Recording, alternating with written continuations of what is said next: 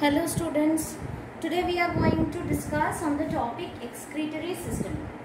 এটা একটা খুবই ইম্পর্টেন্ট টপিক আইসিএসসি সিলেবাসের, কেননা এতগুলো যে সিস্টেম তোমরা পড়ছো প্রত্যেকটা সিস্টেমেরই কাজ করতে গেলে মেটাবলিজম করতে হচ্ছে, এবং মেটাবলিজম করার ফলে যে ওয়েস্ট প্রোডাক্টসগুলো জেনারেটেড হচ্ছে সেই সব ওয়েস্ট প্রোডাক্টগুলোকে যদি আমরা ব্লাডের মধ্যে জমতে দিই তাহলে কিন্তু একটা এমন সময় আসবে যখন আমরা নিজের ওয়েস্ট প্রোডাক্টের অ্যাকিউমুলেশনের জন্যই কিন্তু নিজেরা শেষ হয়ে যাব। সেই জন্য excretory system is a very important system which deals with the removal of all these waste products which have been generated due to our own metabolic activities. Okay, তাহলে এই সিস্টেমটার মূলত কাজ কি? এই যে বিভিন্ন রকম টক্সিক সাবস্ট্যান্সেস যেগুলো আমাদের বডির ভিতরে জেনারেট করছে সেই সবগুলোকে বডির থেকে রিমুভ করা। তাহলে আমরা বলতেই পারি যে প্রথম কাজ, the first work of excretory system is detoxification. ঠিক আছে, হোয়াট ইজ ডিটক্সিফিকেশন দেন?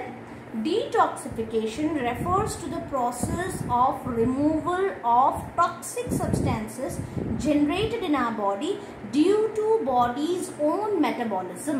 ঠিক আছে, আচ্ছা, তারপরে যেটা কাজ সেটা হচ্ছে অসমোরেগুলেশন। What is osmoregulation?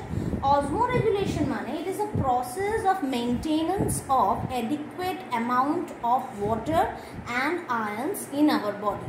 আমাদের বডির মধ্যে সঠিক পরিমাণ আয়ন এবং ওয়াটার যদি আমরা রেগুলেট না করতে পারি তাহলে কিন্তু বেশি বা কম আয়নিক কনসেন্ট্রেশন বা ওয়াটার কনসেন্ট্রেশনের জন্যও কিন্তু আমাদের বডির গন্ডগোল হতে পারে।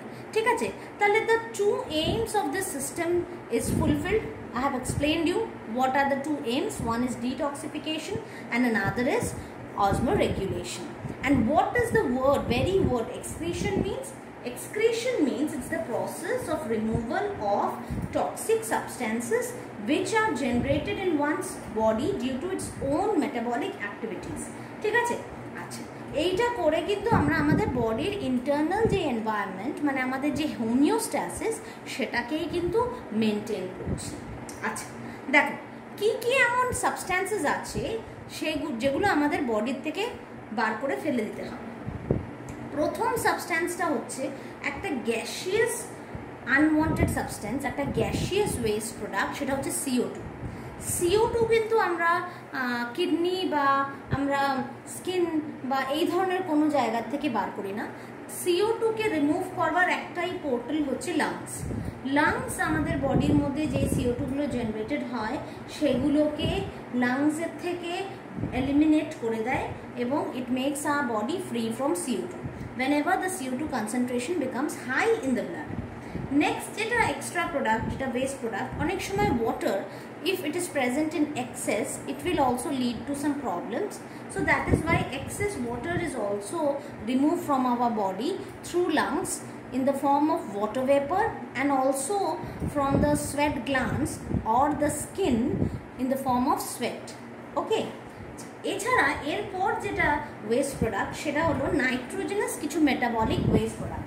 প্রচুর নাইট্রোজেনাস প্রোডাক্টস আমাদের বডির মধ্যে ফর্মড হয়, যেমন ইউরিয়া, ইউরিক অ্যাসিড, অ্যামোনিয়া, এগুলো সবকটাই কিন্তু নাইট্রোজেনাস প্রোডাক্টস যেগুলো আমাদের বডির মধ্যে ফর্মড হয়। এই প্রোডাক্টসগুলোকেও কিন্তু আমরা আমাদের বডির থেকে, এগুলো highly poisonous, urea is highly poisonous, এটা যদি আমাদের বডির মধ্যে আমরা অ্যাকিউমুলেট করতে দিই then it will lead to a disease known as uremia and it can also cause death. সেই জন্য it is very necessary for our system to remove urea or any sort of nitrogenous metabolic waste, and it is done with the help of kidneys and also with the help of sweat glands. তোমরা হয়তো জানো না, but তোমাদের জন্য জানাটা দরকার যে যেমন কিডনি আমাদের ইউরিয়াকে ফিল্টার করতে হেল্প করে, বার করতে হেল্প করে, ঠিক তেমনই আমাদের বডির সোয়েট গ্ল্যান্ডও কিন্তু সোয়েটের মাধ্যমেও কিন্তু ইউরিয়াটাকে আমাদের বডির থেকে এক্সক্রিট আউট করে দিতে পারে। সল্ট, ইউরিয়া অ্যান্ড ওয়াটার, এই তিনটে হলো সোয়েটের কনস্টিটিউয়েন্ট, মেজর কনস্টিটিউয়েন্ট। এক্সেস সল্টও যদি আমাদের বডিতে জমে যায় then it will also lead to problems. সেই জন্য এক্সেস সল্টকে আমরা ওয়াটার সলিউবল ভিটামিনস যেমন ধরো B আর C এগুলোও কিন্তু আমাদের বডির থেকে রিমুভ করা দরকার, এবং excess salt such as NaCl is also remove from our body through sweat. Next যে জিনিসটা রিমুভ করা দরকার সেটা হচ্ছে যে আমরা কিন্তু আমাদের বডির মধ্যে যে হিমোগ্লোবিন পিগমেন্টটা রয়েছে আরবিসির মধ্যে, প্রতিদিন কিন্তু প্রায় 120 ডেজ বাদে বাদেই আরবিসিগুলো ব্রেকডাউন করে, আর তখন কিন্তু হিম আর গ্লোবিনে কনভার্ট হয়ে যায়। হিম পার্টটা আবার ইউটিলাইজড হয়ে যায় নতুন হিমোগ্লোবিন ফর্মেশনে, কিন্তু গ্লোবিন যে প্রোটিনেশিয়াস পার্টটা থাকে that is converted into bile pigments, bilirubin in the liver. Okay, এই বাইলটাও কিন্তু আমাদের জন্য একটা ভীষণ মারাত্মক ওয়েস্ট প্রোডাক্ট, এবং এটাকে বডির থেকে রিমুভ করে দিতে হয়। It is done with the help of urine, or it is removed from the body in the form of urine. ইউরিনের মধ্যে মিক্স করে এটাকে বডি থেকে এক্সপেল আউট করে দেওয়া হয়, এবং এটার কনসেন্ট্রেশন যদি হাই হয় তাহলে কিন্তু আমরা জানি একটা খুব কমন ডিজিজ জন্ডিস, এটা কিন্তু আমাদের মধ্যে দেখা দিতে পারে। তো সেই জন্য এই টোটাল যে এক্সক্রিটরি সিস্টেমটা, এটার মূলত কাজই হচ্ছে আমাদের বডির মধ্যে থাকা বিভিন্ন রকম মেটাবলিক ওয়েস্টগুলোকে রিমুভ করা। ঠিক আছে, আচ্ছা দেখো, ইউরিনের কালারটা ইয়েলো, অনেকটা ইয়েলো। এটা কি সবটাই বাইলের জন্য? তা কিন্তু না, অত হাই কনসেন্ট্রেশনে বাইল বেরোয় না আমাদের বডির থেকে যে আমাদের ইউরিনের কালারটা ইয়েলো হয়ে যাবে। ইয়েলো হয় যদি কারোর জন্ডিস থাকে, তাহলে সেই ক্ষেত্রে কিন্তু বডি পিগমেন্টেশন, ইউরিন পিগমেন্টেশন মারাত্মক ইয়েলো হয়। But in that case the bile pigment is very high in it, bilirubin content is very high in it. সেটা কিন্তু নর্মাল কেসে নয়। নর্মাল কেসে ইউরিনে যে ইয়েলো কালারটা আমরা দেখতে পাই, এটা কিন্তু ইউরোক্রোম বলে একটা পিগমেন্টের জন্য দেখতে পাই। ঠিক আছে, দেখো বোর্ডে তোমরা দেখতে পাচ্ছ আমি একটা এক্সক্রিটরি সিস্টেমের ছবি এঁকেছি। ঠিক আছে, this is human excretory system. আমরা এখানে কি কি দেখতে পাচ্ছি? শুধু হিউম্যান কেন, ম্যামলসদের সবারই এক্সক্রিটরি সিস্টেমটাকে দেখতে অনেকটা এই ধরনেরই হয়।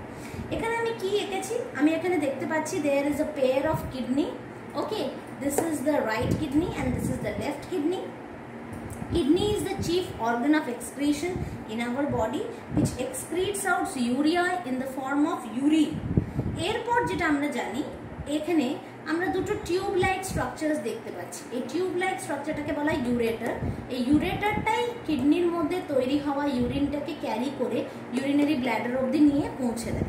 ঠিক আছে, এবং নেক্সট যে পার্টটা আমরা দেখতে পাচ্ছি urinary ব্ল্যাডার, it is the part which stores the urine temporarily, and whenever a certain concentration is reached, it will expel out the urine from the urinary bladder. এবং urethra হচ্ছে the mouth of the urinary bladder from where the urine is expelled out. কিডনির মধ্যে যেই blood ভেসেলটা oxygenated blood নিয়ে আসে, সেটাকে আমি red colour দিয়ে ডিনোট করেছি, সেটাকে বলা হয় রেনাল আর্টারি, এবং যেটা ডিঅক্সিজেনেটেড ব্লাডটাকে ক্যারি করে হার্টে নিয়ে যাবে সেটাকে বলা হয় রেনাল ভেন। তা মোটামুটি একটা ফান্ডামেন্টাল স্ট্রাকচার আমরা কিডনি বা এক্সক্রিটরি সিস্টেমের আলোচনা করে ফেলেছি। এরপর আমরা এটা ডিটেল স্ট্রাকচারে ঢুকবো। এবার এটার সাথে সাথে তোমাদের আরও কিছু জিনিস একটু বলে রাখি। এক্সক্রিটরি অর্গানস তাহলে চিফলি আমাদের বডিতে কি কি? প্রথম তো জানলাম কিডনি, তাছাড়া আমাদের সোয়েট গ্ল্যান্ডও কিন্তু সোয়েট সিক্রিট করছে, যেটা কিন্তু একটা এক্সক্রিটরি প্রোডাক্ট, এবং সেটার মাধ্যমে কিন্তু ইউরিয়া, সল্ট আর ওয়াটারও কিন্তু এলিমিনেট করছে, বডিকে কুল করছে, থার্মো রেগুলেট করছে, টেম্পারেচার রেগুলেশনে হেল্প করছে, এবং লাংস কিন্তু আমাদের বডি থেকে CO2টাকে বার করতে সাহায্য করে। তাহলে চিফ এক্সক্রিটরি অর্গানস হিসেবে কিন্তু আমরা কিডনি, সোয়েট গ্ল্যান্ড আর লাংসকে ধরতেই পারি। এর পরের ভিডিওটাতে আমরা স্ট্রাকচার অফ কিডনিটাকে ভালোভাবে আলোচনা করব। Thank you.